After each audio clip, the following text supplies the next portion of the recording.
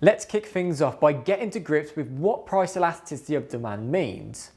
To put it simply, price elasticity of demand measures how much the quantity demanded of a product or service changes with its change in price. If we remove the two middle words from price elasticity of demand, we're left with two key elements, price and demand. This essentially boils down to figuring out what happens to demand when we adjust the price of a product. But more crucially, we want to know how much will demand change. When it comes to the relationship between price changes and demand changes, they are inversely related, thanks to the law of demand. This means if the price goes up, fewer people can afford them, leading to a decrease in demand. Or if price drops, the product becomes more attractive due to the lower price, therefore demand increases. However, we are mainly interested in knowing how much will demand change by. Now, what an absolute treat for you guys, because I'm going to share with you the magical formula, and I'll even teach you a way to make sure you never forget it again. Before we dive deep though into the formula of price elasticity of demand, it's important that we first cover the formula for percentage change. Simple question first of all, do you like remembering the percentage change formula? No, of course you don't. Well, your dislike for this formula is about to become quite handy. Because remembering the formula is very straightforward. It's a new value minus the old value divided by the old value times by 100. The formula for price elasticity of demand is equal to the percentage change in quantity demanded divided by the percentage change in price. What a horrible and gross formula, but make sure you don't make the mistake in the formula because you'll make it even more grosser. How will you ask? Well, an easy way to remember the formula is to make sure that you Q before you P. The Q being the quantity demanded and the P being the price. Imagine if you P before you Q. Not good. Now, when you're working through calculations, remember there are no units of measurements and you'll often round your answers to 2 decimal places, but always double check the question just to be sure. Let's go for an example. Imagine our business decides to increase our prices by 10%, but as a result our demand drops by 20%. We calculate this as minus 20% divided by positive 10%, which equals minus 2. But what does this number mean? This smoothly brings us on nicely to how we categorise the values of price elasticity of demand, which is done in two ways, price elastic and price inelastic. On this line we spot two key points, minus 1 and 0. Now values that are less than minus 1 are considered to be price elastic. And values that fall in between minus 1 and 0 are deemed as price inelastic. Now, if our value is exactly 0, we're looking at perfectly inelastic demand, whereas exactly minus 1 signifies unit elastic demand. And if this stretches out to infinity, that is classed as perfectly elastic. But what do we mean by price elastic? A price elastic product means that any change in its product leads to a proportionally larger change in demand. Here's a simple example.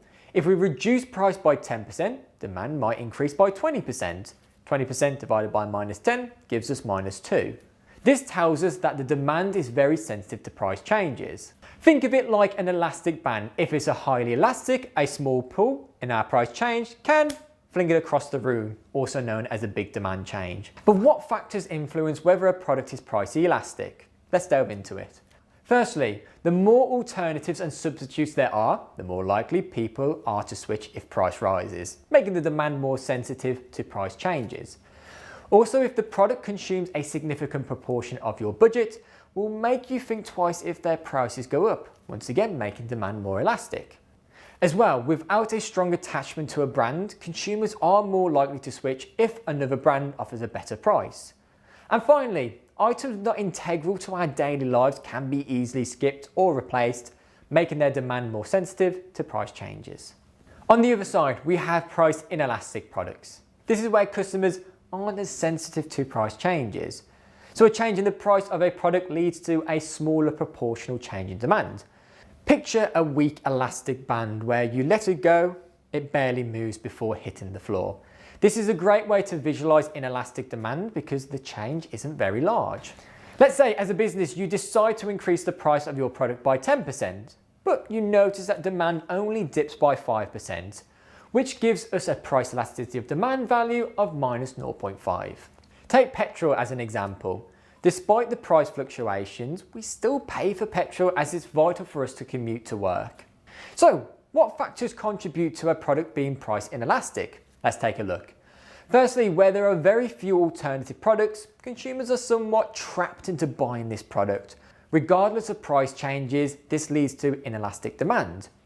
Also, items that are essential for daily life, like food and basic utilities, they maintain their demand no matter the price change. Hence, once again, demand is inelastic.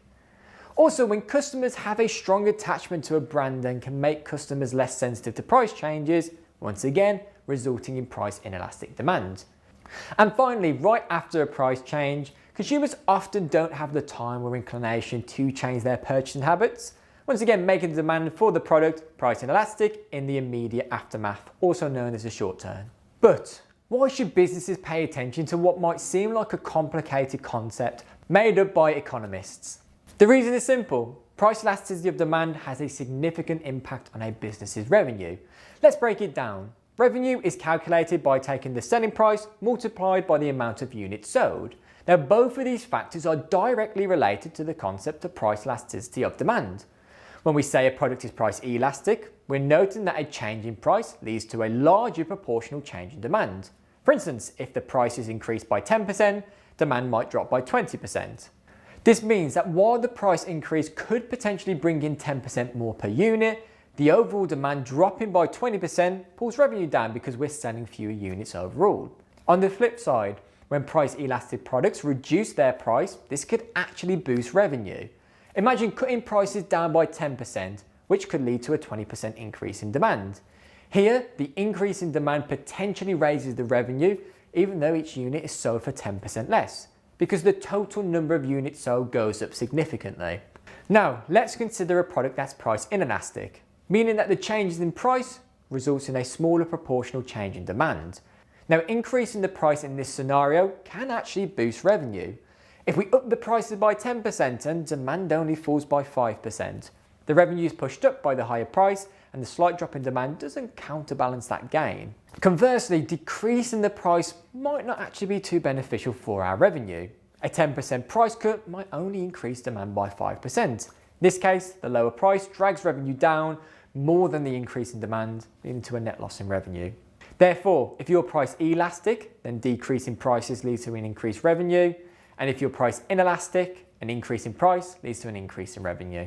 I hope this video has helped you understand price elasticity of demand. Feel free to check out more of our videos on our channel.